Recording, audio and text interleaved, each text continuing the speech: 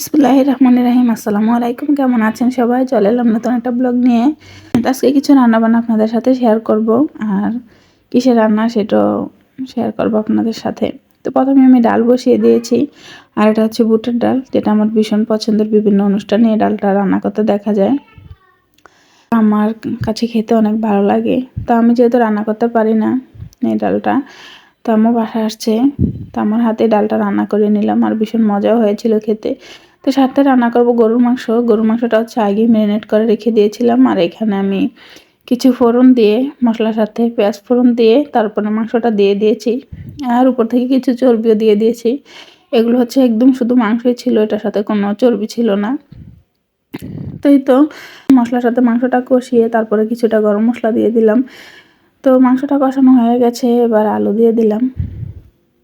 তো আমরা হচ্ছে কোনো কিছুর আয়োজন করলেই একটু বিভিন্ন পদ করার চেষ্টা করি। তো আজকেও সেরকমই হয়েছে, আর এখানে আমি কিছু কষানো মাংস উঠিয়ে নিয়েছি। কষানো মাংসটা খেতে আমার কাছে ভীষণ ভালো লাগে। তো এখানে হচ্ছে মাংসটা রান্না করা হয়ে গেছে, আর কিছু পোলাও করে নিয়েছি, আর কিছু একটু রোস্টও করে নিব। তো এভাবে তো রোস্ট খাওয়া হয়, আর রোস্টের রেসিপি তো অনেকবার শেয়ার করেছি। তো আজকে হচ্ছে কাজু বাদাম আর কাঠবাদাম ছিল না, আজকে চীনাবাদাম ছিল ঘরের মধ্যে, ওইগুলাই বেজে হালকা দিয়ে দিয়েছি। তো এটা দিয়েও খারাপ হয় না। তো সাথে আমি কিছু প্যাকেটের মশলাও দিয়ে দিয়েছি, আর মশলাটা কষিয়ে হচ্ছে এবার মাংসগুলো দিয়ে দিলাম। তো সবার সাথে তো শেয়ার করেছিলাম নতুন মেহমানের আগমনের কথা। তো আজকে হচ্ছে আমরা আমাদের মধ্যে যেই সাধারণ অনুষ্ঠান করা হয়, আসলে ওইরকম তো করা হয় না। তো যাই হোক, ছোটোখাটো করি আমরা, ঘরোয়াভাবে করেছি। আর ঘরে যেহেতু তেমন কেউই নেই, শুধু আমরাই, আর আমার পক্ষে তো এগুলো একা একা করা সম্ভব না। আর ভালো মন্দ তো প্রতি শুক্রবারই একটু একটু খাওয়া হয়।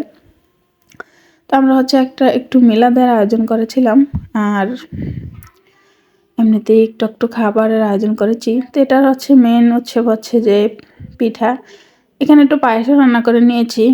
তো যদিও সবগুলো একসাথে করতে পারিনি, কারণ একসাথে করার জন্য ওরকম সময় সুযোগও নেই, আর একসাথে করে খাওয়াও সম্ভব না, যেহেতু আমরা মানুষ অল্প। তো এখানে হচ্ছে কিছু নাড়ু তৈরি করে নিয়েছিলাম, নাড়ু খেতে ইচ্ছে করছিল। তো এখানে গুড়ের পাকা নিয়ে গুড় দিয়ে নাড়ুটা তৈরি করেছি, আর চালের গুঁড়া দিয়ে, আর সাথে দিয়ে দিয়েছি কিছু গরম মশলা। তো এই তো সবগুলো নাড়ু পাক বানিয়ে বানিয়ে তারপর হচ্ছে এগুলো বানিয়ে নিচ্ছি। সবগুলোই বানানো হয়ে গেছে, আর সাথে হচ্ছে কিছু পিঠাও বানিয়ে নিয়েছিলাম। তো যদিও সবগুলো একসাথে করিনি, একটা একটা করে করেছি। তো আপনাদের সাথে সবগুলি একসাথে শেয়ার করলাম।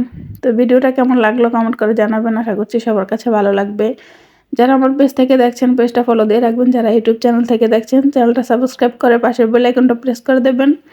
তো আজকের জন্য এখানেই বিদায় নিচ্ছি। সবাই ভালো থাকবেন, সুস্থ থাকবেন, সাবধানে থাকবেন। দেখা হবে শীঘ্রই নতুন একটা ব্লগে। আল্লাহ হাফেজ।